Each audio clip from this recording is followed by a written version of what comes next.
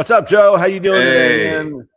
what's going on, man? I just like to think that that tortoise is still just making his way across the beach somewhere, down on Probably is. Sanibel Island, just enjoying the winter non-Minnesota snow. He's probably just basking on the beach with all the snowbirds. Hey, do you have snow up there?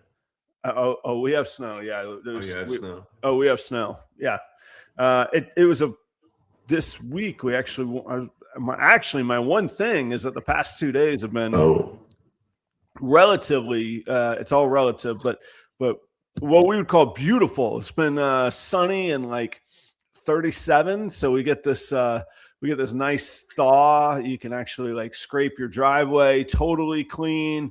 Everything dries out a little bit, and the car wash is smashing busy. Everybody is coming to clean. Oh, really? The salt off. And I haven't, I like to be able to quantify how things are happening, because if they're good, I want them to happen again. And if they're bad, I don't want them to happen again. And if I know why they're happening, then I can help that. So, I don't know exactly, but I'm piecing it together. But it's been, like I say, smashing busy, mostly because people just want salt and snow and dirt crud off of their car. Yeah. But I've had a chance. It's been so busy. And I've been like, you've been in the north in the wintertime, but yeah, you get this like crust of ice on your driveway, and it's a good opportunity. I've been scraping the ice off. So I've been out there like doing the dirty work and opening the doors for the people and thanking them for coming. And I've gotten these questions like, do you have a credit card machine? How long, how many quarters does it take? And I'm like, you guys haven't been here before. And they're like, no, I haven't been. And I'm like, well, come in, let me show you. Or there was one guy, he's like, oh, I got to run and get some cash. And I was like, no, you're already here.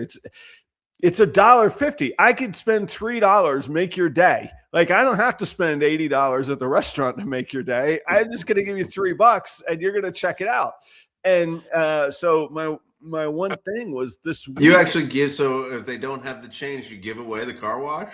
I did. Yeah. I just was like, hey, just come enjoy it, man. If you like it, come on back, and if you don't, well, it was $3. Whoop-de-doo. And, so what I'm like, my one thing was that like, I have really, really, really positioned my life lately to not deal with customers very often, like I was in the restaurant, like not to be bombarded with customers. If I deal with customers, it's at an expo a couple times a month, and otherwise it's, remotely or whatever. And I got to say, man, it was really actually kind of fulfilling to have people really enjoy what was going on. Like, there were complaints. It wasn't perfect. There was one guy, he pulls up. He's like, is this place open? I'm like, of course it's open. Look at the place. We're bopping, And he's like, well, the last time I was here, that machine took my money. And I was like, well, it's so easy. I'm like, well, let me get you your money. Like, was it $1.50? Okay. And so I gave. It was $20. Well, no, I was like, here's, around back, here's $1.50. And then I give him another $3 of quarters. And I was like, that's for your headache. Get yourself a scrub and a wax in there. And he was like, man, thanks so much. You really earned my business. I'm glad you took the time. And I was like, man, this is nothing compared to, bad bottles of wine or not having your tables in the middle of COVID or whatever that people used to just beat me up for. So I actually like it's been fun I just keep the security footage playing on my phone when I'm working. And when I see it get busy, I just walk out and go start doing some dirty work and talking to people, man. It's really fun. That's great. You were feeling very generous that day too. Joe, when I say it was busy, I'm talking lines. I'm talking like I'm having to direct people. Really? What bay is open, what's not open, because you got to remember we still got to keep the doors shut because I'm heating the place, they can't see into it. So I'm like running a wait in a restaurant, but making sure that they're going to be happy and that they get welcomed and all of that, man. Did you feel good about it? Like there's it sounds like it was really fun and it was really good. Like, Yeah. and what was good about? What did you feel good about? Was it the money and the busyness, or just connections, or what? Probably a little bit of all of it. The connections, you want to, I mean, you can't pay the bills and eat dinner on connections, but, the connections felt good, but it was kind of funny. I went to the bank twice yesterday. Like, I'd had money there from the night before in the morning. And then by the Yeah. afternoon, I needed to go again. And I'm not talking a huge amount of money, but when you're talking in $1.50 pops, I mean, I think I put more than $400 in the bank yesterday from. That's nice. Yeah, and you're like, okay, but it was more like, all right, I'm reaching people somehow. So the Instagram page is growing, which is kind of cool, and really the messaging is just it's $1.50. If you haven't been here in a while, come check it out, and it looks neat and newer, and the sign is new and all of that. Right? Yeah. Yeah. Yeah. But I'm getting Google sends me stats on my like business listing. And it said just in Google Maps that, and it hadn't been if you looked up car wash in Lonsdale, that one would not come up prior to, I don't know, 3 months ago or something like that when I got the Google page going. So Google sends a note just in Google Maps, not Apple, not Apple users, just Google Maps. 42 people last month asked for directions to Hometown. Oh, Shrine. nice. And I'm like, yeah. Okay, that's 42 people that haven't been here before. That's pretty good, I think, for just a little, podunk car wash, And there was a dude, actually, I'm going to make a reel about it, but there was the guy yesterday. He was like, I love this place. I don't have to take my antenna off of my truck. He's like, I just spend 70 grand on a truck to walk out there and take my antenna off when I want to wash my car. And I was like, oh, yeah. And he's like, yeah, that machine will break it right off. And I was like, I'm going to lean into this. And then I'll be like, yeah. And then they're going to tell you that they gave you a disclaimer and blame it on you. He's like, I know. Screw those people. That you're gonna lean into it for your advertising as well. Yeah, I'm gonna make a reel about it. Yeah, $1.50. You don't have to take off your antenna. That's right. If you want to take your antenna off, take it off. If not, leave it on there. That's your choice. That's what you get here. You get your freedom of choice and empowerment, man. That sounds great. I mean, but when did you start to when did you open up? April? The car wash? Year? Yeah. It never closed. I've had it since December 6th. Yeah. Gotcha. Okay. Yeah. So to be honest, this is not you. This is like your first official winter, though, right? No. You wouldn't call it that. You wouldn't call it that. I mean, it's my first official winter as me, but man, last winter I learned a lot, man. That place froze over. I learned how the boiler worked. I learned a lot of stuff the hard way, man. Let me tell you, I'm feeling good this winter. I feel like it's definitely something. So you feel like it's something that you've done over the past year to get people's attention. Yeah. Right. Okay. Yeah. And last year the winter was like, I hope it's not frozen. I hope the doors are shut. I hope nobody's pissed at me. I don't know what I'm walking into. Like, I was like scared getting there versus like this. Now I'm like, go see what's going on in the shop, clean this place up, get it open today, man. Yeah. Right. Yeah. Do you have wait, I can't remember. Do you have official hours, or is it just like, oh, people can come, whatever? There are official hours, but there's literally no locks. I couldn't lock the place up if I wanted to. Like, I don't know. There's a lock on the pump room, and obviously, Proper Royals is locked up. So like the lights just turn out at I think it's at 8 p.m. this time of year. The lights turn out, and in April to October they turn out at 10 p.m. and then I think every day they're on at 6 a.m. Yeah, I kind of remember being like the thaw after a lot of snow up north. Yeah, it's like it's an odd mix of being like having the sun but also being surrounded by ice, basically. Yeah, there's just ice and sludge, and you can't really get clean because there's just muck everywhere. I will say too, I was walking into my door. My door faces basically west. And I was walking into the door after talking with somebody yesterday. Actually, I think I was still talking with them because I even made the comment. I was like, and I just stopped. I was like, this is the first time I felt the warmth of the sun hitting me in quite some time. Like, it was noticeable. And I just stood there. I was like, it's all right, man. Well, that sounds good. I mean, you're rocking and rolling with the car wash there. That's awesome. That's really great. Yeah. Sold some rodents yesterday. Got a show this weekend. Yeah, you start to feel like maybe there's a little light at the end of this tunnel. Maybe I did make some good decisions. Maybe we'll see. But so you sold some stuff yesterday. Yeah, just usual rodents, but it's funny because you get really excited about a solid sale, not a huge sale of a snake or whatever. But man, rodents are year round. That's like a subscription model, man. I'm really thankful for the rodent customers. 50, 80, $100 a week. You get 5, 6, 7 of those folks. You got a little business going. Yeah, right. Yeah. That's great. That's great. Yeah. Are we? You you have a show this weekend. I'm sorry. You have a show. That's okay, man. You felt torn there. I wanted to let you sort that out, man. You were working through it. Yeah, I got a show Sunday, Hastings snake discovery. And while I'm thinking of it, late announcement Monday night, I believe. I don't know if it's official, but that's with the people that show up early get the inside info. Monday night will be the 15 minutes of lame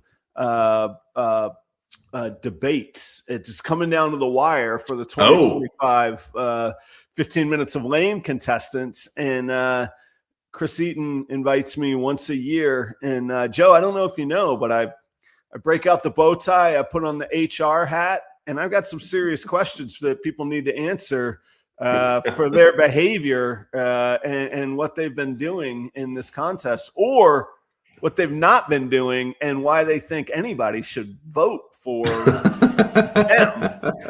So wait, when is that? And where can you see it? Monday night, 8 p.m. and it'll be 8 p.m. Eastern. That'll be on the Fat Man Nation channel. And Chris is here, I think, right? I think, but he comes and goes. You never know. Yeah, he said good morning, but that could be it. He could have been a cursory token, as they say. I don't know who says that, but somebody does. Yeah, that's great. That's fun. That's always fun. What's up? I was just say, what are you up to? And Elias, thanks for the little tip in the jar, man. Thank you very, very much. Keep the lights on. You know what I'm saying? Yeah, thanks, Elias. That's great. What am I up to? Yeah, what do you got for your one thing, man? My one thing is I went to. Are people tired of hearing about my stepson and his kicking and everything? I feel like I talk about that a lot. We need to know. We got to get this kid into school, man. That's what I'm saying. So we went up to we had another showcase scheduled for this past weekend in North Georgia. Yeah, it was about a half hour outside of Atlanta, but north of there, which is like one of my favorite parts of the country. It's just beautiful, big, huge mountains and quaint little towns. It's really, really fun. So I get this nice Airbnb, and we're gonna stay in Gainesville, which is this cute little town. It's great. So on Friday, though, Aiden has an all-star game. Yeah, where he both place kicking and punting. And that's there in Florida or up in Atlanta? That's there. No, that's there in Florida. So it's like the county game or whatever, right? So all different, and it's an exhibition game. It doesn't mean anything. It's just like, people go and it's like a fun thing. It's like the Pro Bowl or something. You're not supposed to it's a showcase. Yeah, exactly. Yes. Like the NBA, you don't play defense in the NBA All-Star weekend. Right. Exactly. Yes. 190 to 173. Right. Yeah. So he gets a snap for a punt. It's high and he bobbles it and he drops it. And then he goes to, all he wants to do is just kick it off the ground. So he Okay. goes to kick it off the ground, but that maybe it's instinct. I don't know. From the defenders, they come and they swarm on the ball because it's on the ground. And one guy takes his helmet right into his knee. Oh no. Yeah. Yeah. So, and then he's out for the rest of the game. And then he's saying it hurts, and the trainer looks at it and just thinks there's nothing broken there or whatever. So we do like the ice and warm thing, and he's saying maybe I'll be able to be okay on Sunday because that's when the camp is, that's when the showcase is. Right. So we drive all the way up to Georgia, and he wakes up on Sunday morning. He's like, I can't kick. So this all-star game just wrecked this weekend. Man. Yeah. Now, we did have a nice day in North Georgia together, but he went to the doctor yesterday, and he got a MRI, and we're waiting on the results of that. So it really sucks, man. Yeah. Oh, he got full MRI. So this wasn't just I think it's go ahead. Sorry. What they're saying is that it's it might be a strained MCL. So I don't think it's torn, or I don't think it's that bad, but it's just a bad time. It was just bad timing. Right. Because of, like, from where we are, it's like, I don't know. It took us like 8 hours. I would say that's a long drive. Yeah. You're down there in Florida, and that's up there in Georgia. Yeah. Yeah. Did he get any feedback or calls or anything from the Austin trip? Was there any residuals yet? No, no residuals on that one. No. Okay. And I'm actually not surprised.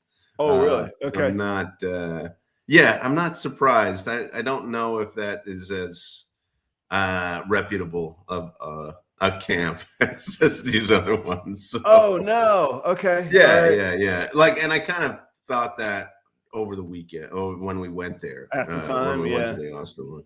So I don't know. Maybe something will come. He was asked to put together some kind of video challenge or something, and he might be added to a recruiting list or something for that camp. So I mean, I'm not sure. I don't know. We're blind here. We don't know. That's the thing. And by the time you figure it out, he's going to be off and going. Right. And then you don't need this. What are you going to start a new consulting company for kickers? Like you're going to gain the knowledge and then be done, kind of thing. Yeah, and it's like it's become a full-time job for Chelsea, just trying to like figure out, navigate, this whole recruiting process. And then, there are things out there where you can go, can you just do this whole recruiting thing for us? But it's thousands and thousands, thousands of dollars. Yeah, it's like we also need this money to like go to these other places and visit colleges and stuff. Yeah, like we can't. Yeah, I'm not made of money here. None of it's cheap. Yeah, exactly. So that was my one thing. But actually, I mean, he'll be. I think he'll be fine, and it'll be okay. It's just really bad timing right now. And of course, I probably shouldn't be saying this because he was like, don't tell anybody, because there doesn't want any of the coaches that might be interested in him to know. You can assure him nobody's going to know about it after. Right. But I don't think it's that bad. I think he just couldn't kick on that day, So right. So, but we did. I mean, we went into Helen, Georgia, which is that Bavarian village there in North Georgia, which is I always find it fun to go there. I know it's real contrived and stuff, but it's I always it's a good time there. And Gainesville, Georgia is fantastic. It's like this cute little town in the mountains. It's awesome. Yeah, I like that part of the country, man. I was thinking about Western North Carolina the other day. I got to get back there and visit a little bit. It's in some ways I don't feel that removed because of shows like this and, you know, the technology that we have these days. I work pretty closely with my coworkers in North Carolina and, you know, I keep up with my family. And then I'm like, I'll just hop a plane over there. And I'm like, it's not that cheap. I got to get a car in Charlotte. I wouldn't have to get a place to stay. I'd have people to stay with, but it's not quite as easy as I thought it would just be to, you know, pop over or take the family there. There's 3 tickets. We got dogs, we got snakes, we got rodents, we got the car wash, you know. So we got to think this stuff through. But yeah, that's a nice area there, though. It is great. I love it. So we've tried some new things out. So we got our vertical presentation going, and then we got our landscape presentation going. And there's trade-offs with everything. Troy was noticing there's 2 separate chats. Like the people on the vertical are having one series of chats, and the people on the horizontal are having another chat. Is that right? I didn't know that. Yeah, and they don't see each other. Is the kind of so it really is 2 like parallel universe shows. They're parallel but not interacting. But I will say the reach has been further. Now, some of the engagement is way up and way down. People that find us on the other platform, I don't know which one the other one is, but one or the other that are used to seeing us and hanging out, they're staying. But maybe some new faces are like, I don't know what this is, and they don't stay as long or whatever. But what would you say it is that we do here, Joe? Well, every Thursday morning we get together. We're old friends. Right. And at some point, Adam got this strange idea to start breeding snakes and then selling them, and then leave his business leave his job and do this full time. So I just have a lot of questions, and I ask those questions. It's kind of an entrepreneurial show of hope. No, we talk. Actually, it's really it's probably an entrepreneurial show of reality check. But you did similar stuff too, Joe. You flew the coop. You started your own gig and chasing some dreams too. So anyway, we go through all that. If you're new and you're hanging out wondering what the hell's going on here, it's all of that rolled into one. Little reptile talk, little life talk, entrepreneurial talk. I mean, the quickest way to describe it is Adam has snakes, I don't, and I have a lot of questions. There it is, right there. And we got a lot of friends too that help us do this every week. Guys, if you need, I'm excited today. Come on, focus camera. I tell you, it does this trick sometimes, and sometimes it doesn't. Usually I have to cover my eyes, and it works. You should see it. Oh, there it is. Oh. Did it go? You almost got it. Come on, baby. There it is. Nice and close. Cold-Blooded Cafe. My order comes today, man. I'm excited. Fresh frozen rodent day. So Cold-Blooded Cafe, in my opinion and experience, I've been a customer of theirs for years. Freshest packed, cleanest rodents, most consistent product in the industry. Check them out for your frozen rodent needs. Use the promo code PROPER11. Get yourself free shipping on orders over $200. Husbandry Pro. That's the other little banner down there. There's just a code. We didn't even put the Husbandry Pro. We put some logos, but that's Husbandry Pro. Use the promo code PROYAL60. You're going to organize your collection. You're going to be able to track multi-generational genetics, track breeding, track feeding, track cleaning, track anything you want in this collection management software. I use it to power properroyals.com. I upload things via QR code and update feedings and events immediately on the phone. It updates into the database and onto my website. Go check out Husbandry Pro and get yourself 60 days free. You don't even have to put in a credit card for it. Just get to work on it. And if it doesn't work for you, walk away. But I bet it will. And I hate to make things about price, but it is incredibly value driven for the features that you get. I'm blown away with it. Last but not least, and they kind of inspired the show today a little bit. That's Heart of the Python. That's Bill and Kate Peever. They're working on Monarch, Puzzle, Monsoon, Sunset, and Clown combo projects. They travel great when they vend. You can check them out on Morph Market. Heart of the Python. Their contact information is right down below in the description. Joe, they have they call it a heartline.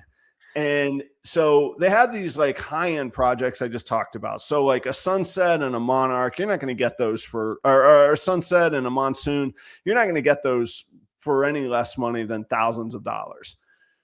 But they have a line that is bred and put together for pet owners, for temperament, for being housed in terrariums and bigger enclosures, feeding frozen thawed. And it kind of inspired this thought that what they're really selling is an experience, and they're selling confidence and comfortability. And I thought a lot about that. And I don't know, this week has been a week of kind of hitting that. I walked into, speaking of people that'll never see this, I walked into the Apple store yesterday in the Mall of America. So it's December 17th in the biggest mall, maybe on the planet, but certainly in the country. And I'm in the Apple store. You can imagine what a disaster that could be. Yeah, right. Right? Joe, from the parking garage back to the parking garage was 9 minutes. And not because I quit. I walked in, the lady comes right up. She says, "How's it going? What can I help you with?" I said, "You know what? I'm here to pick up an order." She goes, "That's great." She said, "Do you have a QR code?" I said, "No, I don't, but I got this text from Apple." And I showed her my phone. She said, "Could I take that?" I said, "Please do." She clicks it, does whatever she does. She goes, "There's your QR code." She scans it, goes back, picks up Kelly's Christmas present. She goes, "Would you like a bag or not?" I said, "Yeah, I want the full Apple experience. I got to have the cool looking bag." She goes, "I'm going to get you an extra one." I said, "Okay." She hands it to me, the stuff. She goes, "You're all set. You're taken care of." I said, "Thank you very much. That was a great experience." She goes, "Have a wonderful holiday." Out the door, back to the parking garage, out of the Mall of America. 9 minutes, man. It was an amazing experience. They did a great job. I didn't think about, I thought about what I spent when I clicked on it, but I didn't think about it when I was in there. It was really, really well done. It was really helpful, competent people, happy to be there in a store full of happy people dreaming about the stuff that they want. It was a really great experience. So yeah. Yeah. So you're thinking about the experience, not necessarily the product, because you haven't even opened the product. You're thinking about the experience, and they're selling an experience. Yeah, I really think so. Kind of. So like if I think about Apple's and I've thought about a lot of these things, examples, but if I think about the Apple product, I don't know I don't know the specs on it. They don't say, "Hey, get a 14-inch 99 gigahertz RAM processor for $1,000. They don't say any of that. They say, "Look at the stuff you're going to be able to accomplish. Look at the people you're going to connect with." There's a little bit of a panache. So like maybe like look at the heads you're going to turn because you've got this nifty stuff. But it's a whole lot more of get the stuff done that you want to do and have the confidence to do it is a whole lot more of what the brand is and what they're selling. By and large, I can't think of an ad where they said it's this price. Now, the cell phone companies go get an Apple iPhone for this much or get it for free. Yeah. They say it, but Apple doesn't. And same with Disney. I've never once heard Disney say there's 42 rides, 37 restaurants, and it costs $120. Come see us. They would never, ever, that would never, ever be in their advertisement. It's never happened in my life that I can think of a Disney advertisement that way. Cheap billboards in Florida say, "Hey, stop here and get dirt cheap Disney tickets for X amount." But Disney would never advertise that. So what the prices are variable too. Well, yeah, exactly. Yeah, they can't name a price. It's not real. Yeah. Like if there's a lot of people that want to go on this, the prices. But yeah, I understand what you're saying. And since this is a ball python reptile show, let's it is a ball python channel, but the show, we got to have some entrepreneurial dreams. It takes a little while to get to the ball pythons. Yeah. I wonder. So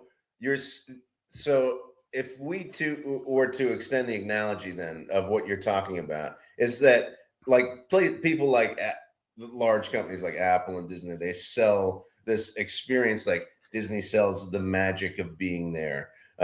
Disney sells, oh, your family is going to have, and they show the family. They're not going, look at this, look at the specs on this ride, or Yeah.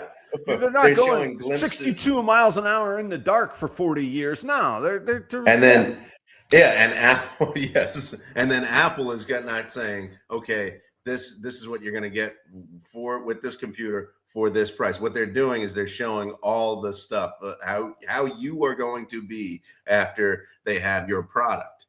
Or you have their product, right? So if we extend the analogy, and you mentioned Heart of the Python, is there a way to sell the experience rather than the specs of the product? And the specs of the product would be, I don't know, all the stuff that you guys say. This is a clown. Yeah, so I could say this Python, is a spot. I don't know. I still haven't learned a thing from you. But what's really got me marinating is, you're exactly on it, Joe. If I say I got a red stripe spot nose clown, that's what I was trying to think of. Very respectful, beautiful animal, eye catching, not particularly difficult to. I like to use the word create, but I didn't actually create the animal. But you get my point. Not too difficult to achieve that result. Right. And so if I only say, here's an amazing red stripe clown, and it's this price, I've done nothing but just give you specs and a price. And immediately what happens is you look it up and you see all the other people that just name their specs and their price. And then what are you left with? You're left with a race to the bottom. That's it. Versus what Heart of the Python is doing with this one line is, they're going to tell you what genes are in the animal, but that's not what's selling it. They're eye-catching, and they are aimed at maybe not even first-time owners, newer owners, but people that need the confidence and want to have a handleable animal that they interact with that is, sure, it could check the box of a pet. It could check the box of a future breeder in a hobby, but they want to be able to interact with it. They're selling to families that instead of the family walking up and somebody rolling their eyes because they don't know what a spot-nosed red-striped clown is and they don't appreciate that. But that's not the customer's job to appreciate your stuff. It's your job to make them feel something about it. Otherwise, like I say, you're just selling specs and prices. So right. I really like that. So I've been working on some exercises, and I think I even texted you. It was right off the cuff, off the top. What do you say? Off the cuff or off the top of my head when we were show prepping a little bit, but I thought it was actually all right. Let me see here. I said, and I was driving, so I was doing talk to text. I wasn't even texting. I said, I'm just winging it here while I'm driving. But instead of me saying, I'm going to sell you an affordable banana pied ball python, I could say, I'm going to make sure you have the confidence and knowledge to care for this beautiful ball python that you've been hoping for. Like, okay, yeah. They don't care. Yeah. I mean, they might be interested that it's banana pied and why does it look like this and that? Well, let them ride the wave that it's cool and amazing. What do you need to feel confident that you could take care of that animal today? How can I help you? And by the way, I've already put the work in because here's this great website of resources, and there's my phone number, and I'm local. And, how are you going to feed it? I got this shop of rodents. You're going to come by and check them out.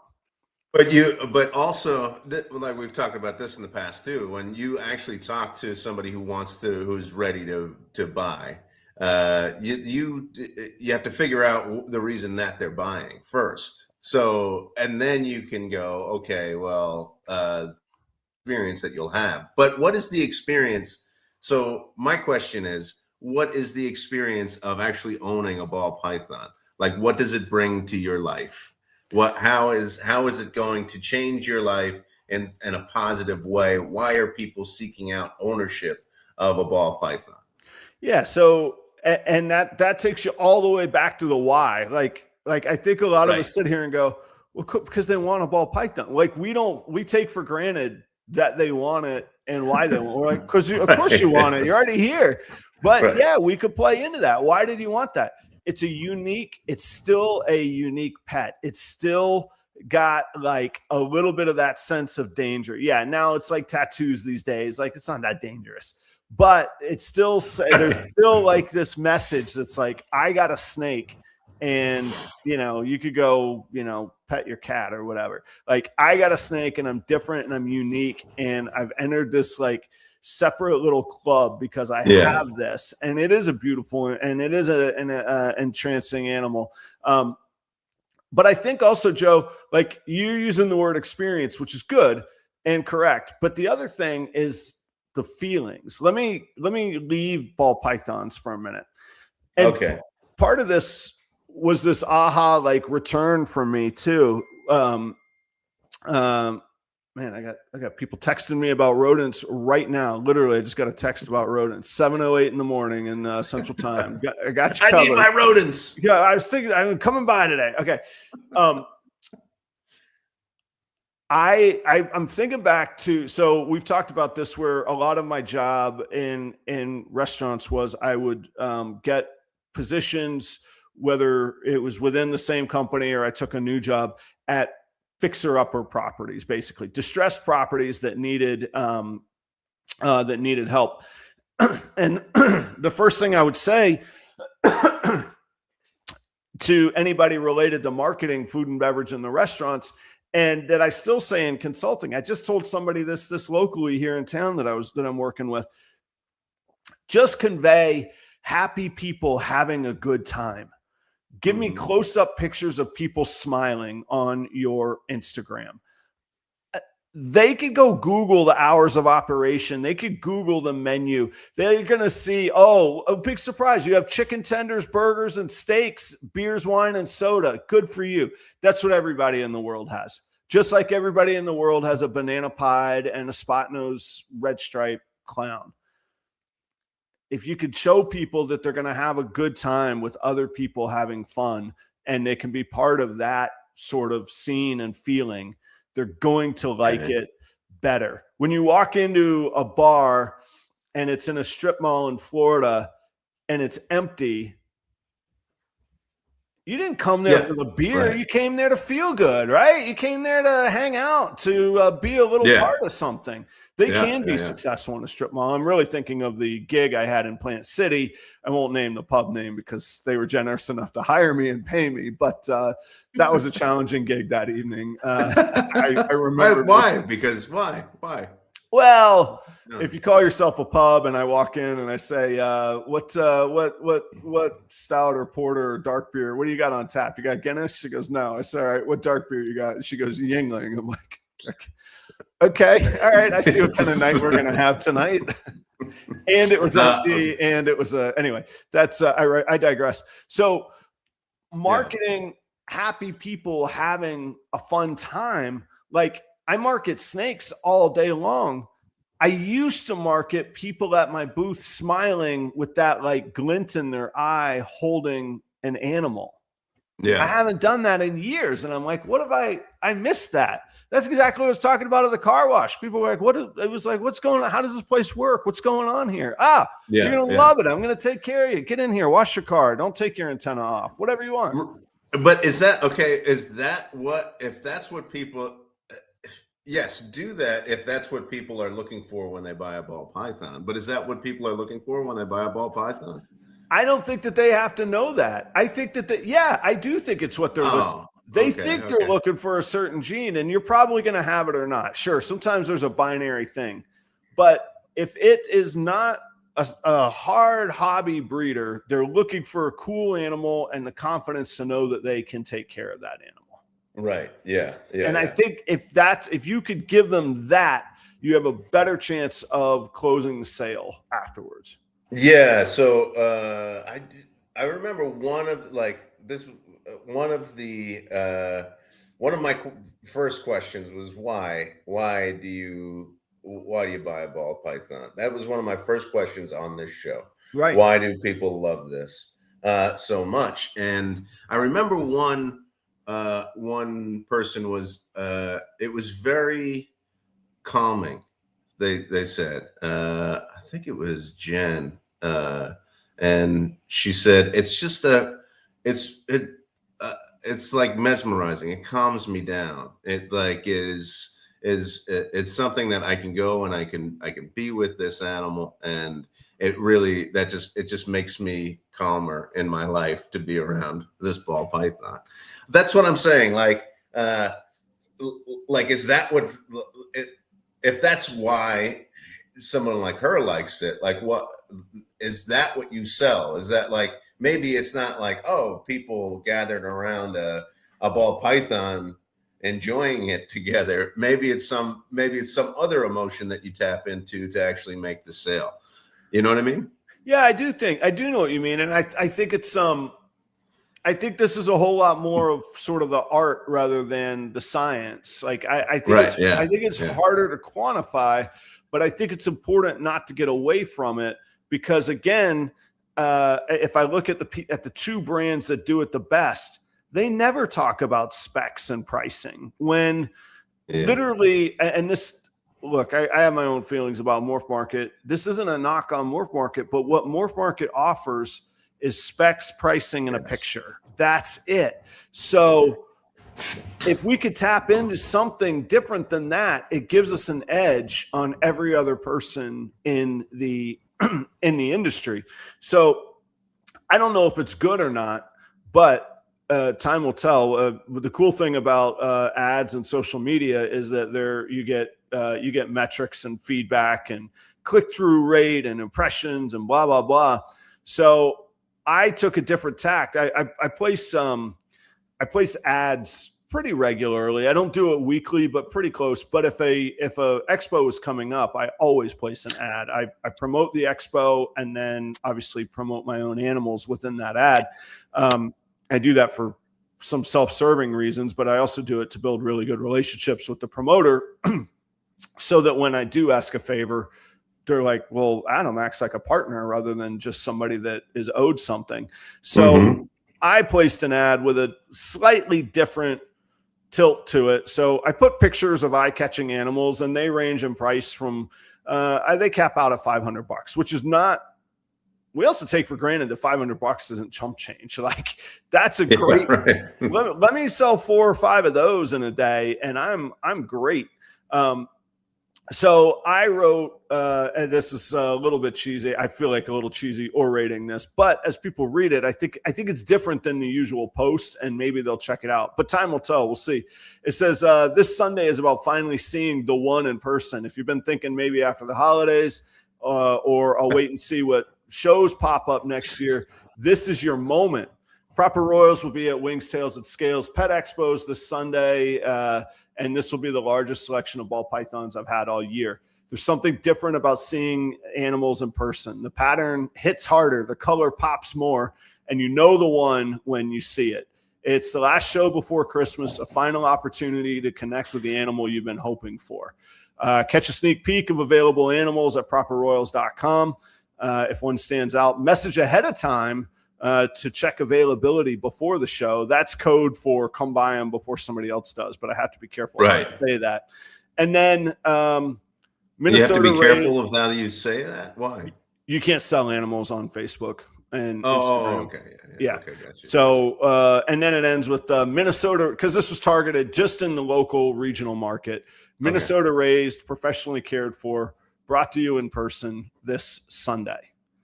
I didn't say anything about the genes. I didn't say anything about affordability. Right. Yes. I didn't say anything about I'll beat the lowest price. I'll in the room. Right. 50% off. None of that crap. That's interesting that you use it sounds like a marriage. You'll find the one. The one. That's right. If you're a good pet owner, it's a commitment. You're going to have it for well over a decade, Right. You find the one. That's interesting. And that is also that you're saying that there's going to be an experience of this. You're going to meet this person, and you're going to have a future, or you're going to meet this animal and you're going to have a future together. Right. Like that, whatever that future is. I think that's and then they can create the future in their mind. Yeah, I think that's a really interesting ad, and I don't know, like, hopefully there's some way that you can kind of figure out if that ad works or not, because I think it is a different way of approaching this. It's not. I have a. Oh man, I can't. All the words just fly out of my. Do you want a brain. Mad Lib? Clown, Do you want a Mad Lib? There you go. Red Let's go. stripe, Clown. clown, Spot nose. banana. Yeah. Yellow belly. There you go. So we could get really, since you asked that, we could get really technical and nerdy. And since we're down to the people who are really into this, like we've weeded out the people just sampling quickly. One of the workflows that I do, which is a little insane, but I also think it's amazing, and it's an intriguing thing. I've been placing ads for a few years now with Facebook and Meta, so Instagram and Facebook. They have these reports that I have no idea what it means. There's literally hundreds of columns that you can check mark, and it'll give you metrics of like I say, reach, click through, engagement. I don't even know what it all means. Mm-hmm. And I feel completely overwhelmed. So I stop trying to understand what it means, or I hinge on like one little line where I'm like, yes, I'm achieving click through. But does that mean like, what is it? I don't even know what that actually, like, okay, they clicked. Great. Did they click because they're laughing at me, or did they click because they felt good and they want to engage? I don't know. Yeah. But with the help of AI, and I use the subscription, the $20-ish level of ChatGPT. I check every column possible. So I download a report with literally hundreds of columns from the ad manager of all the ads that I've ever placed over the past 2 years. I upload it to ChatGPT, and I say, hey, ChatGPT, you've been helping me write these ads for over a year now. Read this data and figure out what's working and what's not working for me. And it compiled a whole bunch of feedback. And I said, all right, take that information now and start incorporating that into our new ads. And ChatGPT was able to say, look, your ads for expos do really well. They're specific, they're targeted, and you are the end result.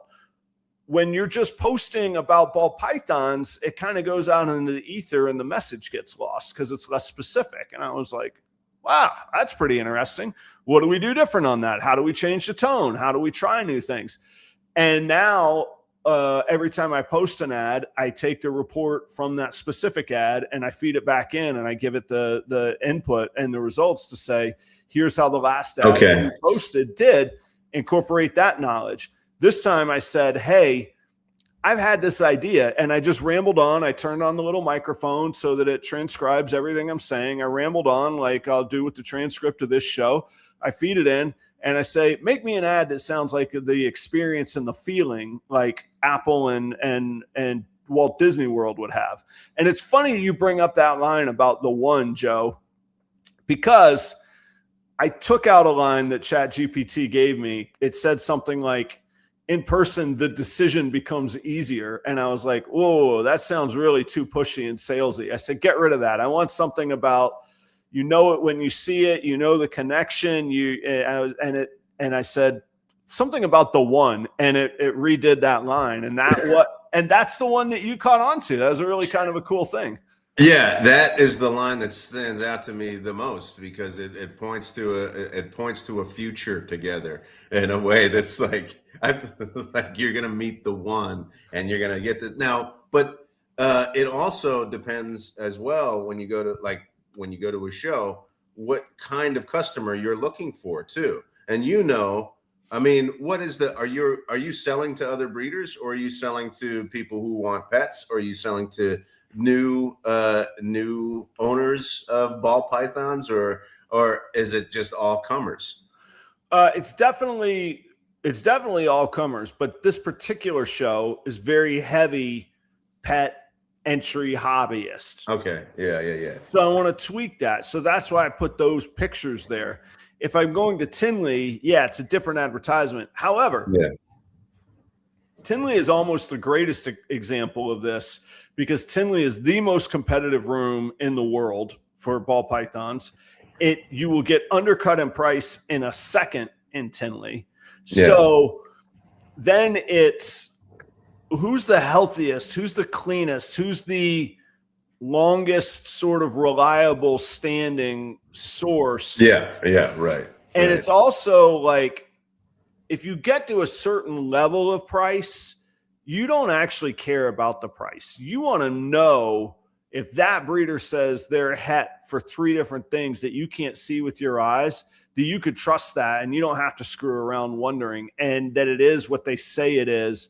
And if it's not, because people do make errors, that they're going to make it right for you. I feel like that's the Tinley angle, and the people that convey that the best do the best. Now, the most unique animals there at Tinley, those do sell, and that makes a difference. The most unique animal this weekend, a $15,000 or $20,000 animal ain't gonna sell. I have an animal for sale for $4,000 that I don't think anybody in our market has. Yeah. I'm gonna take it just as a conversation starter for people to go, why is that worth $4,000? But it's not gonna sell. And if it does, fine. Right. That's interesting. Like, I'm thinking about, I know we keep comparing like these our small little companies to Apple and Disney, but what's interesting about it is like, okay, so I grew up in Pennsylvania, and so the advertisements that I remember about going to Disney World were like, this is a magical place, but moving to Florida and being an hour away, the ads become different, actually. You know what? That's what is interesting. I forgot about that. Yeah, they do. And go ahead. What's interesting about it is like it's actually sells on the specs more than anything else in Florida, because you're around it so much. Really? Because it's I think one of the things is like, it's cheaper if you're a resident in Florida to go to Disney than outside of the state. Yeah, dirty little secret, everybody. They will sell Florida resident pricing is much cheaper because they just want to get you in the door repeatedly. Whereas if you're coming from New York, Pennsylvania, you're already in the mindset to spend the money. You already know you've already capitulated your wallet at that point. Yeah. Versus if you're in Florida and you've already been, why are you going to come back? Well, okay, now it's got to get cheaper. Right, and that's the difference. That's the difference between the show that you're going to this week and I guess Tinley. So like a show like Tinley, right?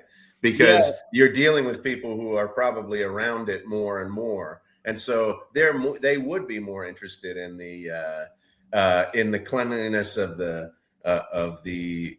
or the reputation of the seller. They might be more interested in the specs. That, like, that's how you would sell at a place like that, as opposed to, hey, this show where new people are coming in and cycling in and thinking about either growing their collection or getting a pet for the first time. Right. And it's funny because it's different, that it's not local. Like, the local show is the new people that might not have had as much experience in this world. Right. Yes. Whereas Tinley is the Florida version of the Walt Disney. Yeah. Right. Yeah. What about does this have any, does this get your wheels spinning for your business of like how you pitch your stuff? Like, but isn't that like the best consultant thing? You don't walk in and say, here's my hourly rate, and I can look at your P&L and this and that. You say, I can train your team to be great leaders and give you the confidence to know that your team is going to be, X, Y, and Z components of culture. And, isn't that what you're selling though too? Oh yeah. I think definitely. I'd have to do a little bit more thinking about this because, but that's exactly what it is. You're trying to sell. You're not actually selling what I'm not selling exactly what I'm doing, but what I'm selling is you're going to have a group of leaders that are self-aware and can execute, Right. So a really well run company. That's what you sell, and what you need is what I got. Yeah, exactly. And Yeah. I'm going to paint this picture for you where you're going to succeed because you have leaders that reflect your culture and that have the tools and insight to lead their teams and inspire their teams. And we all know that when that happens, the revenue, the customers, and ultimately the profit come. And that's what I'm going to bring to you. Yeah. And I think, one of those things that I see all the time is that there's not a unified approach to leadership, or there's not a unified approach. There's not like a vision, like a leadership vision. Like, this is what a leader looks like here at this particular company. So, like, to establish that first and then teach that, you're going to have a more unified, well-oiled machine that's churning out the work, whatever that is that you do, that your company is supposed to do. So establishing that and then teaching that and being unified towards the mission, towards the goal of the company. That's what you sell. Not necessarily the program that I have to offer, but that. Right. So this is a rhetorical question, but you never walk in and say, look, this stuff isn't that hard. Anybody can do it. There's only 3 components to this. And look, I'm going to do it cheaper than the next guy. You got a deal? That's the equivalent of saying, I got a red striped clown. Sure. It meets the standard, and I'm cheaper than the guy next door. Here's your snake. Big surprise. Yeah. It doesn't sell. Nobody wants to buy from that guy. Yeah, right. Exactly. And I use the word guy specifically because only guys would make that pitch. Women are so much better at caring and understanding this stuff, Right. Exactly. They really are. But when I think about like the value proposition of Palm Street, Palm Street gives you an opportunity to convey that message where other platforms don't. Specs, price, and picture. That's one value proposition. Here's who I am. Here's the animals that you're getting and why you should care that you're getting them from me and what you're going to experience getting them from me.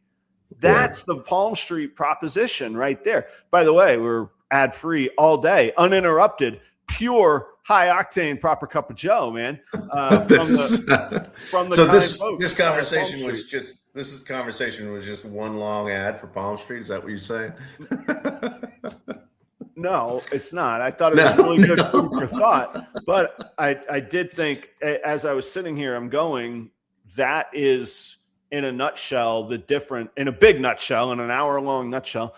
That's a weird expression. In a nutshell, is kind of the crux of their value proposition. Yeah, the platform's different. It's integrated. It's easy. You can apply to sell at the very in the description down below. But it really is about expressing yourself in a marketplace where you haven't previously been able to. Yeah, that makes a lot of sense. I mean, and there's a lot of agreement here too. And to be fair, Phil brings up the reviews, whether they're on Morph Market or any other place. And to his point, that's actually really why I am protective of my Morph Market account, because I have a history of consistent 5-star reviews, and that is very important in conveying everything that we're talking about today. It's a very useful ingredient to be able to confidently say, you can find me on properroyals.com. You can find me on Morph Market. You can find me anywhere, and the reputation is sterling, and it has been for a long time now. And so all of those things help, but that's that conveying confidence, feeling, emotion, not you have a red striped clown. Yeah, right. Yeah, right. Okay, great. See what I mean? It's a whole different thing. So the parting question is, how do you specifically, as breeders and sellers, how do you specifically market the experience, the great experience of owning a ball python or a reptile that comes from you specifically? I think it's unique to each person, but the timing couldn't be better. Let's talk about Heart of the Python for just a moment. We'll go all the way back to them. They care enough to identify animals that are handleable, that are bred for temperament, that are going to be housed in larger enclosures, a la a pet owner. They're feeding frozen thawed. I think that demonstrates the difference between buying an animal with a certain set of specifications as if it were a widget from them versus somebody else. And how each individual does that, I think you have to reflect yourself. Like, we all bring different bits of experience and expertise to the table. When I talk with Phil, it's an understatement when I say he's an electrical expert. He builds solar powered battery cells, and I'm screwing up a word salad here, but when you hear him talk about it, you're independent from any concerns of electrical grids. What could be more valuable to snake breeders or computer server operators or things that need to be undefeated when it comes to electricity? Phil brings that to people. So yeah, he's got the expertise and the specs. I don't know how many milliamps and all of this he can run for you, but he's going to keep the lights on and in a really impressive way. And we've played a gig off of one of his self-built battery cells. Literally, like, we've been out in the middle of the field playing an electric gig with amps off of one of his things. So, like, that's the same. It can apply to anything. What's the feeling, confidence, and experience that you're going to convey to people? Not what are the genes, how many milliamps, what's the price, how many rides, how many restaurants. No, it's happy people having a good time confidently and happy together. That's right. You know? That's right. Yes. Well, it was good. Good conversation this morning. I appreciate it, Adam. And it's always great to talk to the people, connect with people in the chat. We've come to the end of the hour. We have. What are we going to do this time next week? The big guy will have come down the chimney. We're going to be probably having some eggnog and who knows, maybe a little kick in there to get us through the morning with the kiddos and the family. What do we need to do for our schedule, Joe? I don't know. We did the same kind of thing for Thanksgiving. We just did it. We did it on Wednesday morning. Do you want to do that again? Yeah, I'll do Wednesday with you. This is a year of just banging Thursdays because New Year's Day is going to be the same thing as well. So should we just move the next two shows? They're going to be Wednesday special episodes.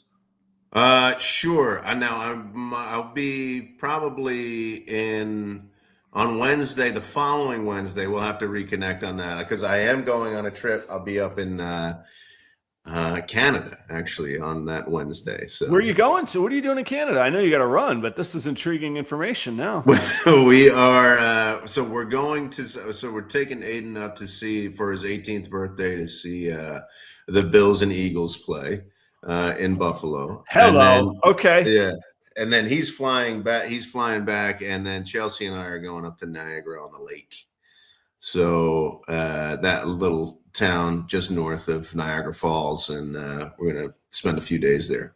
Good for you. I like the lifestyle, man. You guys do. I gotta say, I enjoy it, man.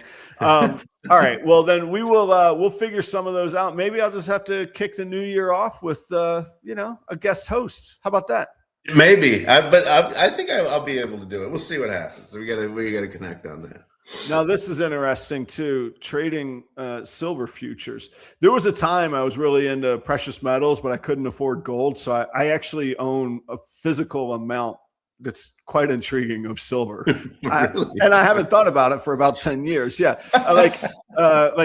Like tens of dollars worth, not okay. Yeah, I mean, I would be surprised if I got into the 4 digits of value with it, but I am intrigued because I remember thinking this is relatively inexpensive and wildly volatile, so let me just try it out. Silver's really got a little Christmas surprise. Maybe I got some silver to sell you guys. You guys handle shipping, and maybe I can move some silver. What is the experience of owning silver? Is it? How would you describe the experience so you can make that sale? You know what I'm saying? Yeah, I actually won't do that because I think it's a horrible investment. I'm sorry. I think it's horrible as a long-term large portion of any portfolio. It's hugely volatile. And I don't necessarily believe in that when the world ends, only gold will be valuable. Anything's only as valuable as what you can get for it. And I think skills will be valuable at the end of the world kind of thing, if we're going to go down that rabbit hole. But trading futures, and that's a different world of investing than I get into. I'm the 401k index fund kind of guy. So, hey, maybe if I could stroll down to my local coin shop, make a little change this December, maybe I will. 66.25 an ounce. Is that what you're saying, Phil? Am I reading that right? Silver is 66 an ounce. That's what you're getting right here. Look at this. Oh my gosh. I think I was buying them at like $16 and $17 an ounce. I might actually, oh my gosh. You might actually have some. I might actually go down to the coin shop and see what I could get for these bad boys today. Get out of here. But here's the funny part. On trading the futures, you don't actually have to have the thing and move the thing. You just trade the digital slice of ownership of the thing. I think it's actually harder to get the full price for the thing because the other person has to believe that they can make a little bit of money on it. So they're going to drive it down, which is ironic to think in precious metals to actually have the precious metal is less valuable than to own like a digital portfolio of them. Whole different conversation. We have now gone well into overtime. Thank you for the insight. That is why I love doing this show, because I just open myself to learning all kinds of cool things. I'll post some pictures of silver today. I'll probably get myself robbed if I do that. But yeah, I don't own any gold. I never could afford buying gold coins, but I have a fair amount of silver coins, man. Yeah. Okay. Yeah. Have a good day, everybody.